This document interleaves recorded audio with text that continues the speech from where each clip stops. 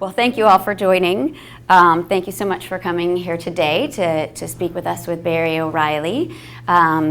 He is one of the authors of Lean Enterprise and has graciously agreed to come talk to the Sprint Master Academy about his ExecCamp, which I'm very excited to hear about, and the work that he's been doing to help organizations transform and adopt change. So Barry's going to start with a quick presentation about his work and his process, and then we'll have a fireside chat, some questions, and we do have a dory for those of you who want to add questions in there who are not here in person. So I'll hand it over to Barry. Thank you so much. Thank you very much. ExecCamp, thank you very much. So every CEO briefing ever, what do you think happens? People come along, they listen to the executive tell them what they're going to do. What the execs tell them is going to happen? Big change. Big change, yeah. Everything's going to be better. Everything's going to be better, that's right. The thing I hear every single time is we need to transform. We need to transform our business. We need to change the way that we're doing things. We need to innovate more. Now, when they say we, who are they talking about? Are they talking about you or them? You. Exactly. They're talking about you. We need to transform means them saying you need to transform. I'm just going to keep doing the same things that I've always done. Now, 87%, that's the amount of Fortune S&P 500 companies that have disappeared since the last 20 years. Huge amount of churn in the most highest performing, highest grossing companies in the planet. And unfortunately, still today, the people who are leading these companies are advocating that they all need to transform, but they're not transforming themselves. The way that half of the S&P 500 plan to grow is by cost reduction activities. Only 32% of them plan to grow by new products and services. So what I had been experiencing when we were writing Lean Enterprise and talking to a lot of these large organizations about what they were struggling with, how to drive innovation in their entire enterprise, we started to understand that the problem isn't actually the people in the company. They want to change, they want to try new things. But unfortunately, the leadership, the people who are running the company, are struggling to actually understand how to drive that change themselves and transform themselves. So I decided it was time to create a new model for driving change in large enterprises. And this is why we invented ExecCamp. So what I do in ExecCamp is I get senior executives from large multi-billion-dollar organizations to leave their company for 4 to 8 weeks with the goal of launching new businesses to disrupt their existing organizations. That's right.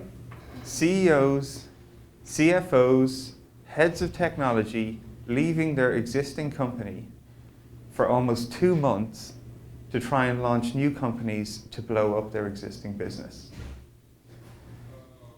Sound like fun? Yeah. Does it sound crazy? Great, it is, because it's awesome. Because what we're trying to create is an environment where executives can actually get out of their comfort zone.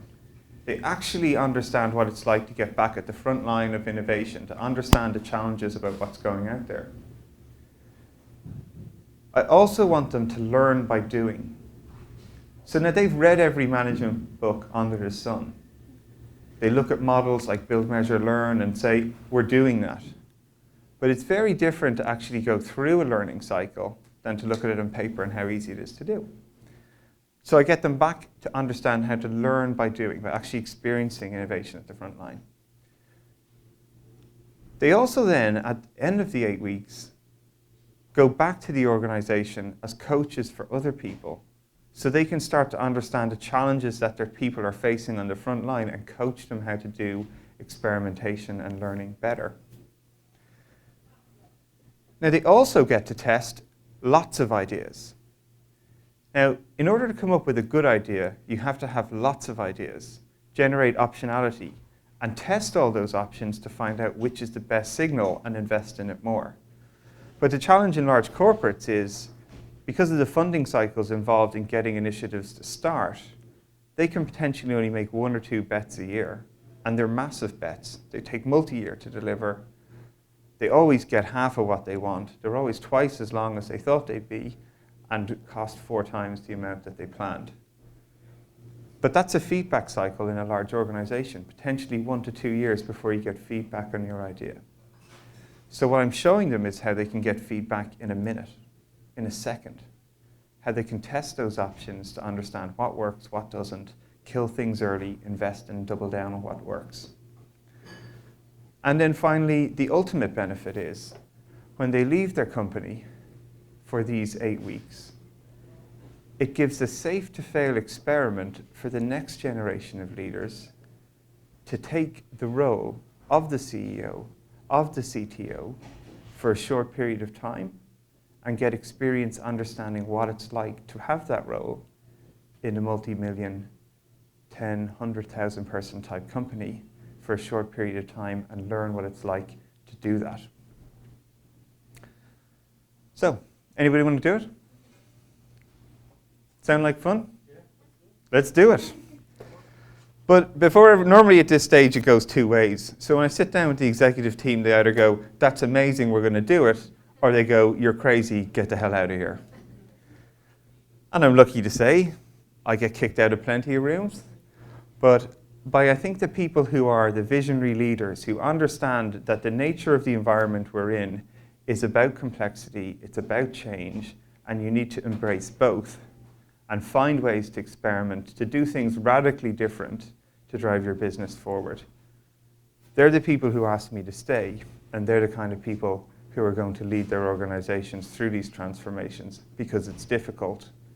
There's a high amount of uncertainty, and this is why experimentation is so key. But before you do all these things, these are why things like techniques that I use, like design thinking, like lean startup, and applying them to our lean enterprise principles are so important. Getting people, cross-functional groups in a room to work together to solve big problems. And I love this diagram that was given to me by a guy called Jeff Patton and also shared with me by another guy called Luke Barrett. And I love this idea of the 3 characters are like, yeah, we all agree. But someone's thinking about a circle, someone's thinking about a square, someone's thinking about a different type of shape. But we all agree. We think we agree. And then we say, well, let's visualize that. Let's externalize our thoughts and put them up on a wall. And then suddenly I know that Kai's thinking about a triangle, and I'm thinking about a circle. That's probably not the same thing. And you can see the genesis here of what design thinking is about, lean about, visualizing what you are thinking about, and using models to externalize our thoughts, debate what we're trying to solve, come to a consensus, and execute and test that experiment. And all the methods I use through these processes are embracing those principles of experimentation, of visualization, and testing and learning. Now, just before anyone thinks I'm too crazy, there's one other thing I always have to show. So people are like, this is great, this is really interesting, but how does it work? And it's okay, because I've got a diagram that wiggles but goes up and to the right, so managers feel safe. But really, what I do, innovation needs to be structured.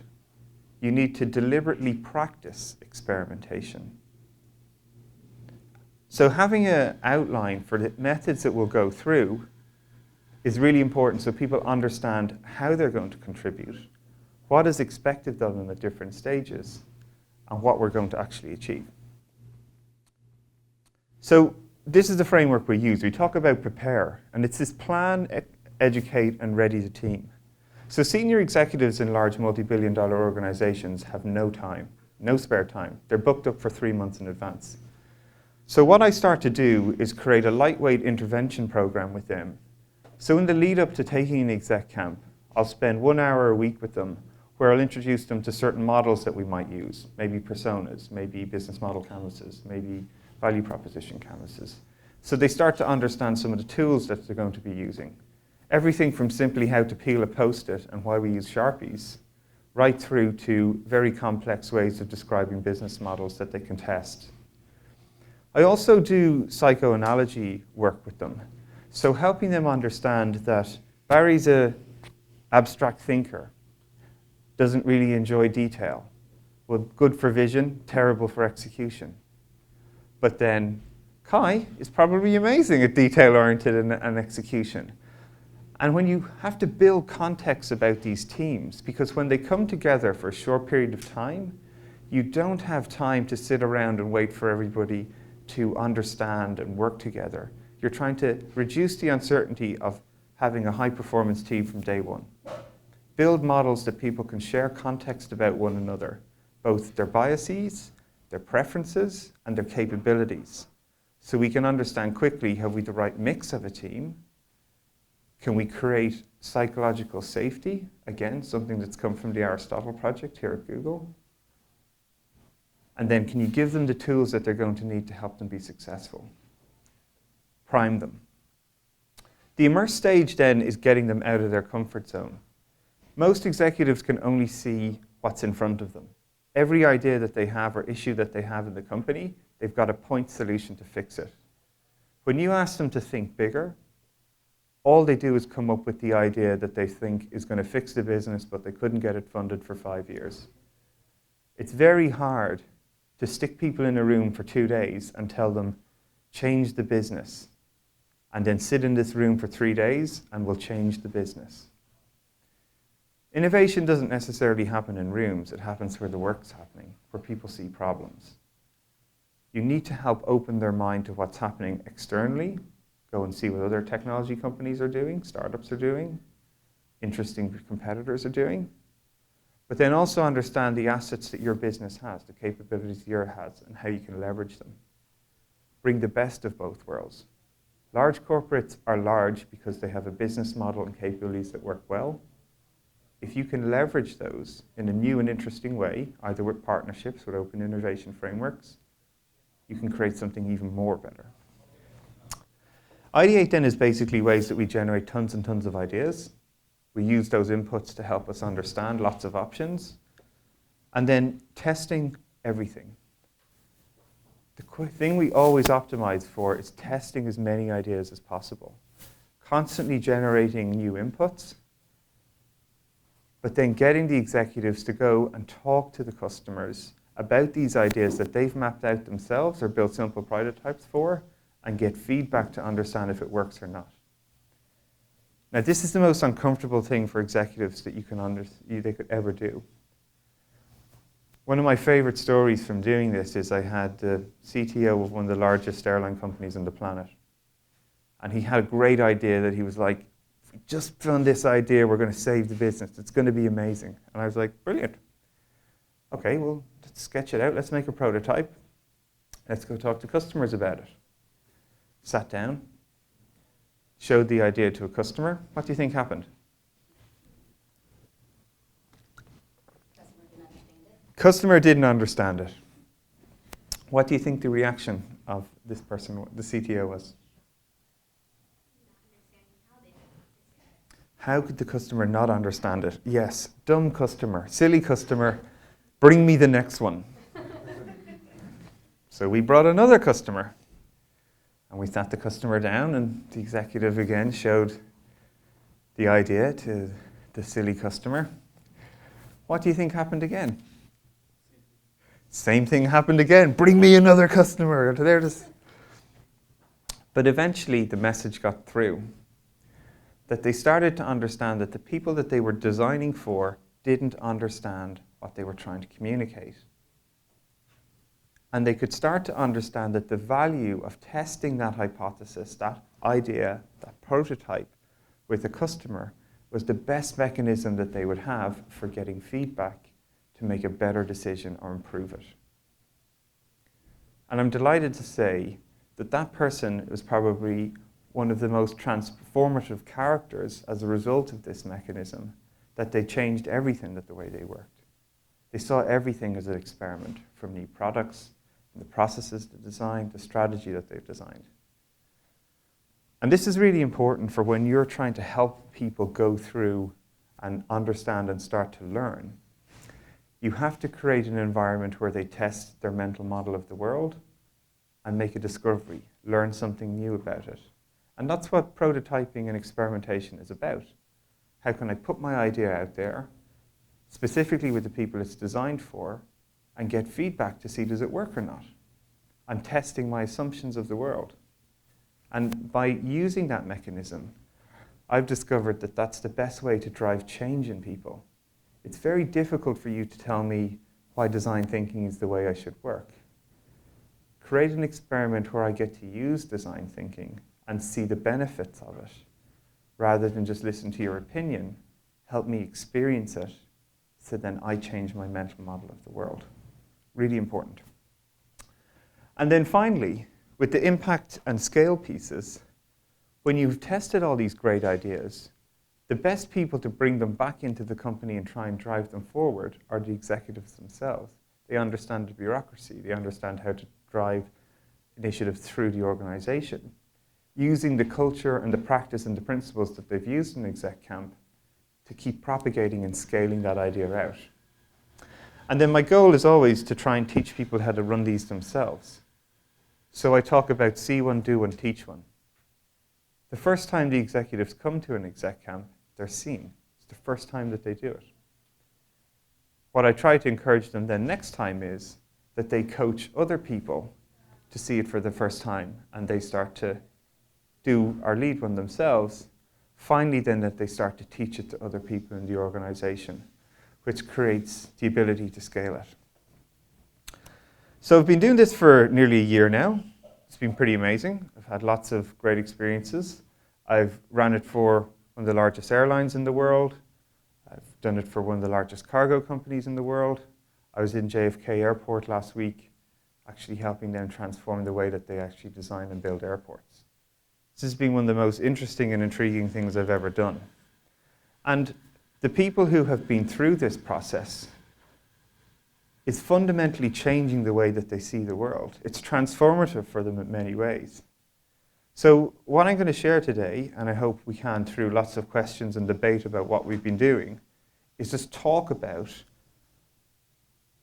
how do you drive large-scale transformation in multi-billion-dollar organizations and get successful results using the methods like design thinking, lean startup, and experimentation to create high performance at scale, test lots of great ideas, but have a cultural impact in organizations that they constantly embrace these principles and constantly transform. Thanks. Thank you. Thank you so much, Barry. That was really fascinating to hear about. One of the goals of the Sprint Master Academy is to do similar work and train a large number of Sprint Masters to create opportunities for innovation and transformation across Google. We have a lot of adoption of our design sprint methodology already, but Sprint Masters are still tasked with convincing stakeholders and leadership to buy into the sprint process and to run sprints. Do you have any advice for this group of Sprint Masters in terms of persuading leadership to adopt innovation methods and to make room and space for innovation? Yeah, I think there's a few parts to unpick in the question. I think convincing executives that they need to do innovation is not a hard sell these days, right? They see companies that existed 4 or 5 years ago just disappearing, right? They are in their organization struggling to see how can we bring new ideas to life and how do we do that. So I think they understand that they need to do it. The big challenge is they don't know how to do it, because a lot of large corporates have become massively large because they had maybe one business model or one product that made them massively successful, and their whole business has just been tuning that one idea, right? Extract the most value from it. And then when you ask them to say, right, well, keep optimizing what you've got, but now you've got to find a new thing. They're like, well, this isn't a natural competency or skill or reflex that we have as a business. So they know they need to do it, but they don't know how to do it. And I think this is where things like the sprint design process that advocated by Google and lots of companies using design thinking methodologies is really, really important. Because very quickly, in lightweight ways, you can help and show executives ways that they can make discoveries. They're interested about discovering new information about their business, their product, customers have to say. So what I would always encourage you to do is, rather than keep trying to sell the process of we've got this amazing process, try and create a very simple and small experience for them where they get to see the benefit of using that process. You almost don't want to tell them what you're doing. What you want to sort of say to them is, okay, what's one of the problems that you're really struggling with at the moment? All right, how could we quickly map that problem out? We could use a canvas, or we could describe it in a journey. Or, okay, where's the most uncertainty in this process? Where are we having difficulty, challenge, friction, whatever it might be? Okay, how could we learn something that would help us reduce that uncertainty? What little tests could we go and run and do? Maybe we need to go and talk to a customer about this process we're trying to change. Make them go and do that. And then it's almost like in the reflecting period, you're like, well, we've just done some design thinking activities there. Because they'll go and experience this idea of just trying something new, working in a different way. And I think we're all confident to say that anytime you talk to a customer or anytime you test an idea, you always learn something. So once you can create that sort of simple experience, it's a small experiment. They can carve out a short bit of their time to do it, but they'll learn the benefits, right? They'll experience it and learn something and go, this is great. How can I do more? And it's selling itself then at that stage. It's like, well, then you can start to unpack it and say, well, this is the methods that we use to help explore uncertainty and understand ambiguity and so forth. But they've experienced it. So they've something to talk to, rather than the hard part is when you're just constantly saying, look at this process we do, look at this here, look at this great diagram of our process, isn't it so much fun, it looks awesome, everybody does this. When you're a leader in an organization, everybody's trying to sell you on their thing, why their thing is awesome. And if you just invested in our thing, you would be awesome too. So I think the trick is just creating experiences for people, just like you do when you design things. Because experience is what helps people challenge their mental model and assumptions and builds context of something. So that's what I always try to do when I start. Interesting, yeah. We find that at Google, we like to do these small experiments to show impact. But being able to demonstrate that impact, speak about that impact in a language that's really valuable to leadership is something that we're learning and developing. In terms of stakeholder participation, we often struggle to get stakeholders to actually participate in this process. Yep.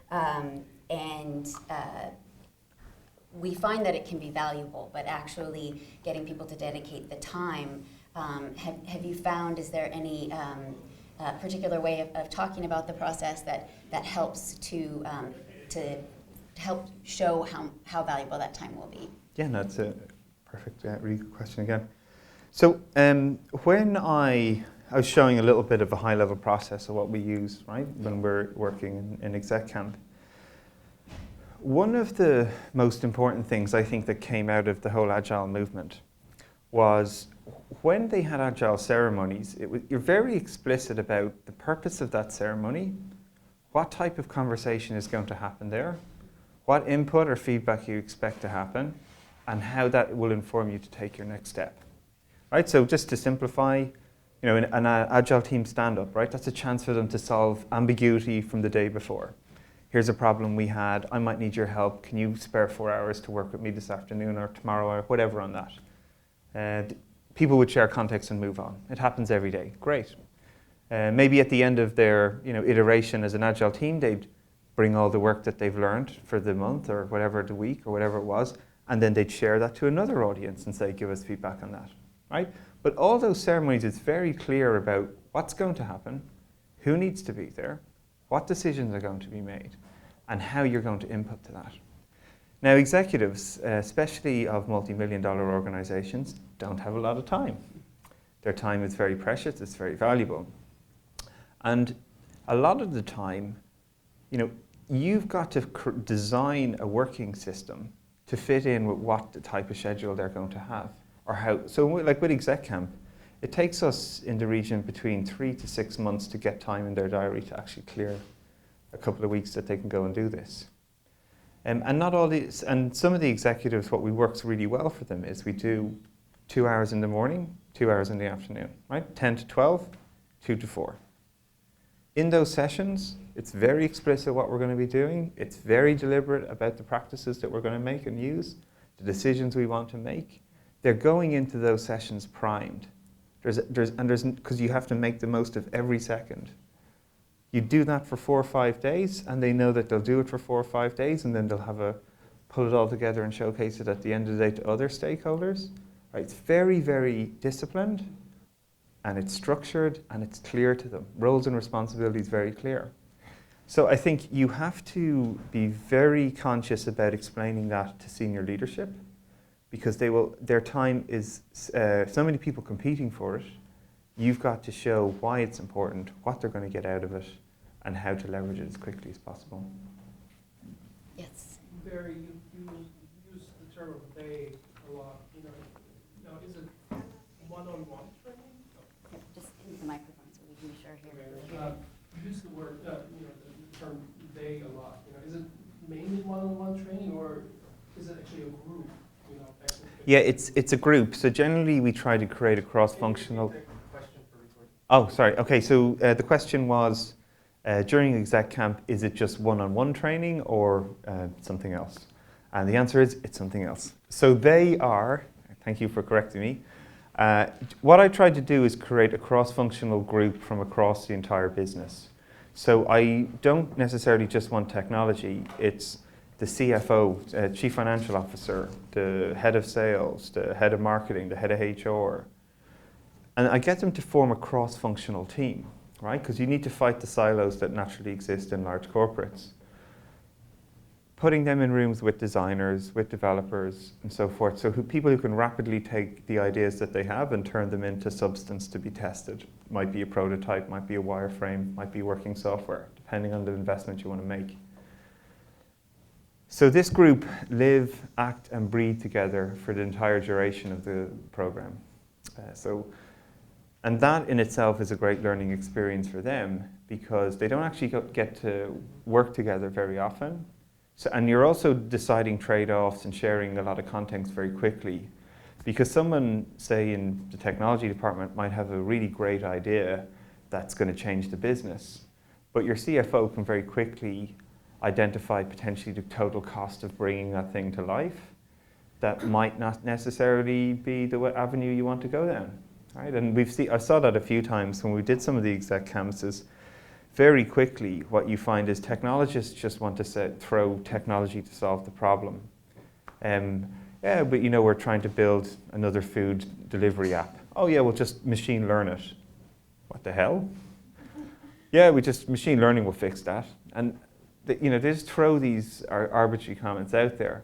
But what you get in a cross-functional team is, the marketing person will say, well, how will our customers understand what this idea is about? And the finance person will be like, all right, well, what would be our potential revenue return from this? And it's just a different set of questions that start to emerge, rather than, hey, I've got a problem, this technology will solve it, let's go build it. And that's one of the benefits of having a cross-functional group. Vice versa, you'll have a lot of the traditional, less exciting design creative people like finance coming up with some really quite intriguing ideas. And that's what you're really trying to create. Great. One of the other challenges that a lot of Sprint Masters have is supporting the work after the initial ideation process or that initial design sprint and figuring out, planning the paths to launch for their products. Yep. Is there any advice you can give on sort of continual support for execution post that initial design thinking work? Yes. So the very first ExecCamp we ran, we did 8 weeks. We came up with 4 transformational ideas. They were going to change the business. It was brilliant. And then we brought them back into the company, and they all died. They died literally within 2 weeks. Wow. Which was pretty impressive, I thought.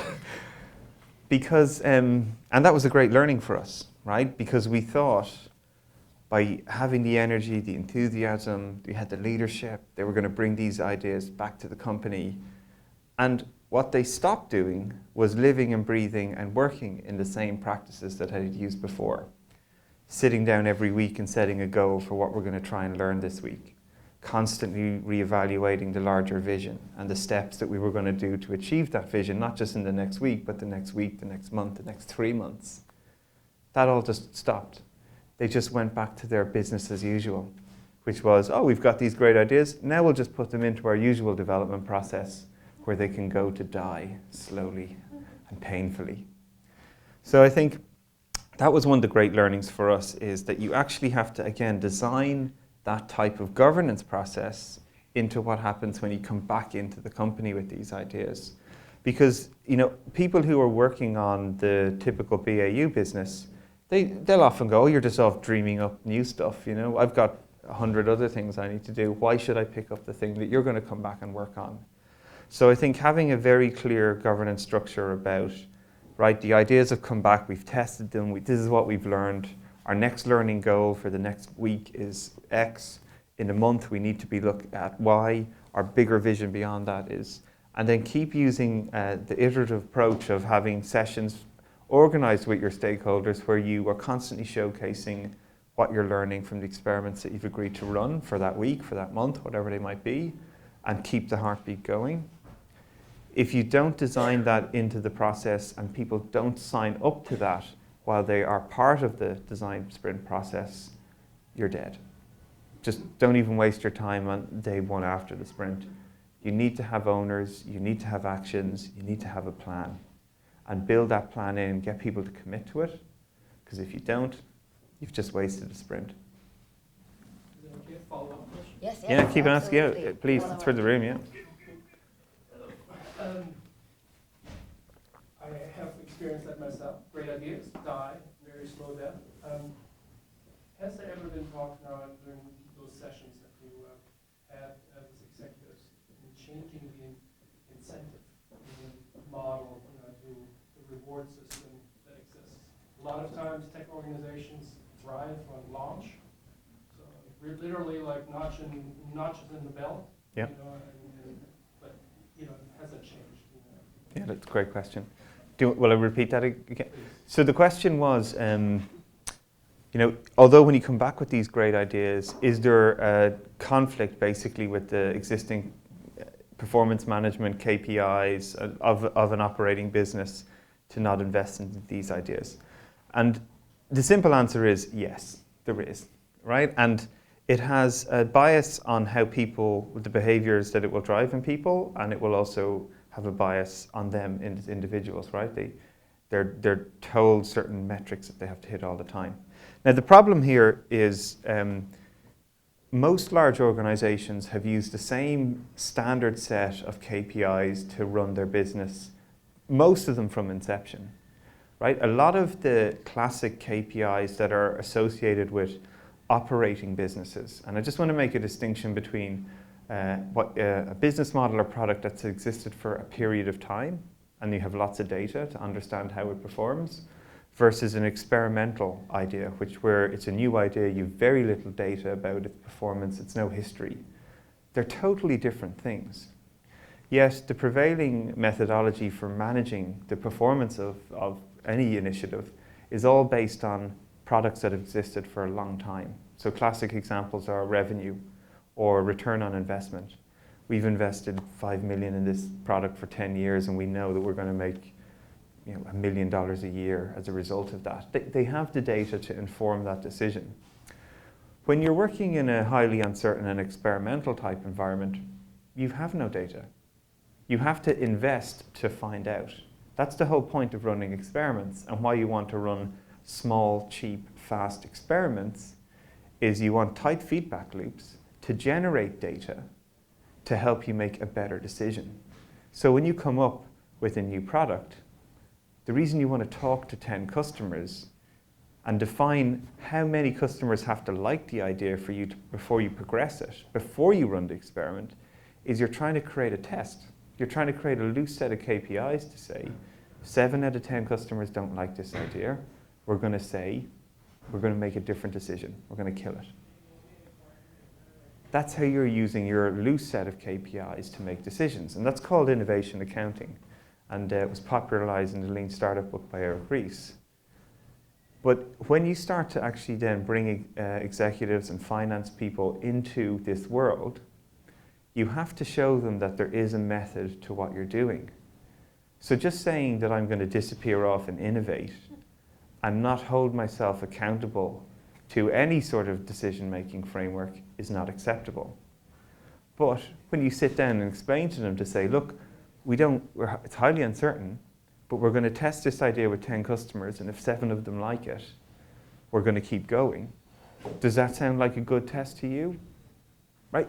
They'll engage straight away, and they'll understand that you're not just going crazy here. You're very deliberate. You have a clear method and a way to make decisions in conditions of extreme uncertainty. That's what innovation is about. And if you can build those skills into the way that you work, that's where you can start to bring them on their transformational experience to understand why you're doing things, why you can't talk about ROI and an idea that you've only tested with one person. That's the trick. Yes, come here. Thanks. So one of the things that Google Design Sprint methodology really kind of forces us to do is we have to kind of go into the sprint with a very clear problem that you want to solve. It sounds like from what you're saying, the ExecCamp is a little different in the sense that you walk in with it's like a blank slate. Like you come up with either completely brand new solutions, transformative solutions, or improve what you already have. You don't really know what you're going to come out with. Yep. So how do you kind of guide or constrain the process? And do you even try to do that, or is it just like come up with whatever you come up with, whether it's like crazy, blue sky, 10 years down the line, or short term, it doesn't matter?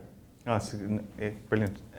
So just to repeat the question, so typically in a design sprint within Google, we have a sort of specific challenge or question that we're trying to answer. In ExecCamp, it sounds like you've more of a blank canvas. So how do we manage the idea that people doesn't everyone tries to create Uber for the next X or whatever it might be? How do we constrain it a bit? So I think the answer is when for any design to happen, you need constraints, right? You have to set some sort of constraint around a problem space or a boundary.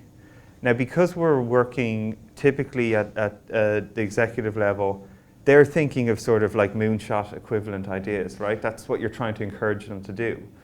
But the way I constrain them is we use a technique called Transformational Targets. It's a small little workshop that I run where we put basically a radar on the wall. And we sort of say to them, what would be transformative for your business? Describe something that would be radically change the way your business operates. Now, just to give an example, for instance, in the cargo business, and this is great stuff that I've been learning since I've been working with these companies, there's paper everywhere. Paper for paper for paper for paper. It's unbelievable. If next time you're getting on a plane, you see these cargo bays going in underneath the plane, everything on that has to have a piece of paper to describe what it is, what it's about, who's it going to. It's all handwritten. It's passed when they get on the plane. The last thing to get on a plane is a huge satchel of paper which describes all the things that are on the plane, right? So they've massive issues like, double typing or can't read handwriting. All these, this is why all your bags disappear most of the time. So in that industry, when we did the exercise with them, we were like, what would be transformative for your business? And they were like, no paper, 0% paper. So we were like, brilliant. Okay, that sort of gives us a constraint. So when we were, and they came up with other things like financial measures or people development. And so you see, we create a big radar, prioritize them, and then come up with a short list of maybe 4. I'd like to say between 3 and 5 that are transformational targets. They have to be SMART goals. So they have to say like 0% paper or 20 plus 20% NPS score in 2 years. They have to be measurable and scientific. And then what we do is, when we start to generate all these ideas, the way we challenge them and say, will Uber for airlines get rid of paper, right? And it's sort of that sort of question to just challenge and constrain it a little bit. And then it gives us something to test against, right? So we're creating this governance framework all the time of, well, in order for an idea to be worth challenging and moving forward, it has to fit within these transformational targets we've set ourselves. And that again gives us another feedback mechanism to say, well, how can we make this idea more transformative and so on. So that's the technique we use. But yes, definitely, but you do, again, when you're in the design sprint world, there's probably more of an optimization of an existing problem. But we get to that stage too, right? You get there through iteration. So over time, the challenge becomes clearer. But at the inception of the workshops, they're still quite very broad ideas. There's lots of fuzziness around the outside. But we reduce that through the testing cycles. And the way we test is generally they have to do 2 customer interviews a week. So the execs will have to sit down with their ideas and showcase them to customers for feedback twice a week. We generally invite in someone from a VC or a business thought leader where they have to pitch to someone external in the room. So they keep challenging their own thinking about how the business stands up. And then at the end of every 2 weeks, they've got to pitch back to the CEO of the entire organization and say, this is what we've learned. This is what we're going to do next. Do you want to keep investing in this? So we even apply experimentation to the process itself. Because if they invest in 2 or 3 weeks worth of work and they're like, this isn't working for us, cool, let's kill it. We've just been lucky enough. I don't know, maybe I'd like to think that we're working in a good way. But everyone who's got to that stage has kept investing, wants to keep going. But again, it's just a different person to challenge your thinking. You've always got to keep bringing people in to challenge the bias in the room. Eventually, we'll all think something's a great idea, right? So we show it to a customer to get a different perspective. Eventually, we'll, again, think everything's a great idea. We'll show it to someone who's a VC, give us a different type of feedback. So it's really, that's what I try to propagate and live a lot of the principles that we advocate while we're running these things. And that's what makes it so invigorating, because no two have been the same. We've got a high-level deliberate method, but the adaptability comes on what we learn with each client when we do it. And we just sort of pivot the whole process to match what we're learning as a team, which again is very exciting, but very challenging, because every day you got to come up with a new set of activities to run. And most execs, when you go, we're going to do this for today, they're like, no, we're not. Wow, that sounds very, very challenging, fascinating. We have a few more minutes. Are there any other questions? Yes, go ahead. Wanted to open it up to questions across the board here. Yeah, of course, yeah.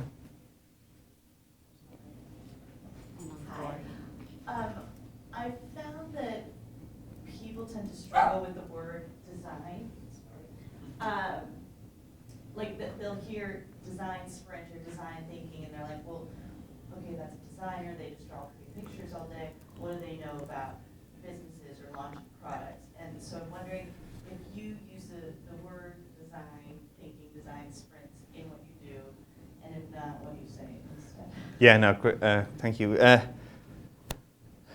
So it's funny, the way I think of the world now is that we're all designers actually, right? Like the CEO is designing a company, is designing a business, and I talk to them very much from that premise. But to the second part of your question, I do try to stay away as much as possible from telling people that we're going to do design thinking, we're going to do lean startup, we're going to do lean enterprise. I don't even tell people when I work with them that we're going to do lean enterprise. You know, what I talk to them much more about is what they're going to learn as a result of trying these new things, that they're going to use techniques that feel very uncomfortable to start because they've never done them before. But again, I'm trying to be very clear about the expectations of the goal of these methods is to help you learn fast what works, what doesn't, and should we do something different, to generate better information, to make better decisions. And when I talk to people like that, they especially leadership, they listen because they want to make better decisions. They want to have better data to make those decisions. They want to learn things about how their business or their company operates. They're very keen to do that. Because you have to remember, when you are a leader in an organization, you know, the information you get is so sanitized, right? And I call it watermelon reporting. It's like the delivery team down on the bottom, they're working away and something's not working, so they put their project report as red. And they pass it up to the next person, and the person's like, well, I don't want that to be red. Someone might shout at me. So I'll just turn it to amber and pass that on. And then the next person's like, well, I don't want to be shouted at, so I'll just turn that amber. It's going to be okay. They're going to make it. I'll turn it to green. And then, you know, the people who are leading the organization have these reports that are filled with like inconsistent or incorrect data. And then that's the information they use to make decisions about how to run the business. So when stuff doesn't work or stuff is not, they get the consequences they don't expect, they're making decisions from bad data. So, you know, there's an ownership on us to help them understand that. And that's why I get them to talk to customers, because it's raw data, right? It's customer feedback. It's as raw as it gets. And they love it because they're like, I'm learning stuff. Hey, that process I designed for hiring, it sucks. Yes, we should change that. You know, because they never get that insight. They're just told, yeah, it's working, you know, there's a few problems, but we're ironing it out. They want to hear that it sucks because they want to make it better.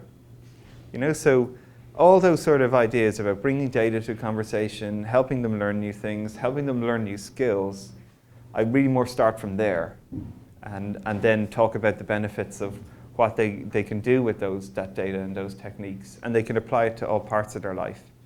And I use the word experimentation quite a lot.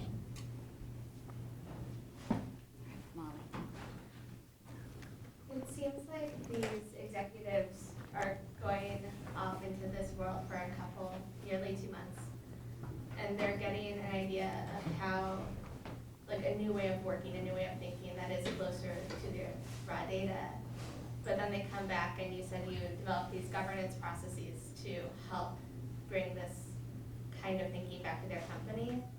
But how does what you do kind of integrate more with the cultural design of an organization when those folks on the ground might not be accepting, as like the exec had to go through 6 to 8 weeks of ExecCamp? What about the folks on the ground? Yeah, it's again a fair question, right? Like, there's always inertia when you take people out of their day-to-day work and you bring them off somewhere else to do something and bring them back, and they're like, hey, we've had this great, you know, we've went to the Joshua Tree and we've come back and now we see the world in a different way, right?